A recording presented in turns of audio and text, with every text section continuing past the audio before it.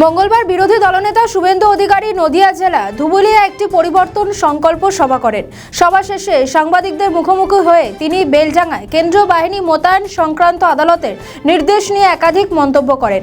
পাশাপাশি তিনি এসআইআর নিয়ে মন্তব্য করেন। ফর্ম 7 জমা দেওয়া নিয়ে বিজেপি নেতাদের বিরুদ্ধে অভিযোগ ওঠে, সেই নিয়ে কড়া ভাষায় মন্তব্য করেন বিরোধী দলনেতা। কি বলেছেন শুনুন। বিজেপি আমাদেরকে ওরা বাধা দিচ্ছে এবং তৃণমূল বলছে এক গাদা ফর্ম 7 ইচ্ছে করে বিজেপি জমা দিচ্ছে। ফর্ম 7 জমা দিলে তদন্ত করার দায়িত্ব এই তৃণমূলের নয়। যে বেআইনি ভাবে মমতা বন্দ্যোপাধ্যায়ের পাঠানো পুলিশ এসপি ইনচার্জ পূর্ব মেদিনীপুর, তিনি যে কায়দায় তার মুখ্যমন্ত্রী মোদীকে খুশি করার জন্য 7 দিনের পিসি চেয়ে বিজেপির পঞ্চায়েতকে জেলে পাঠিয়েছেন, পারেন না করতে। এটা আরপি অ্যাক্টের আওতায় আছে, বিএনএস এর আওতায় আসে না। আমরা হাইকোর্টে চ্যালেঞ্জ করছি, উত্তর ওখানে দিতে হবে। ইলেকশন কমিশনকে পাঠিয়ে দিচ্ছি, পারেন না করতে।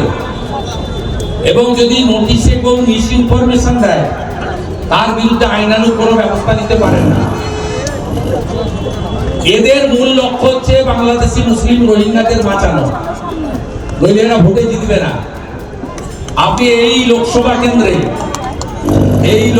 কেন্দ্রে মুসলিম বুথগুলো আর হিন্দু বুথগুলো পাশাপাশি রাখুন।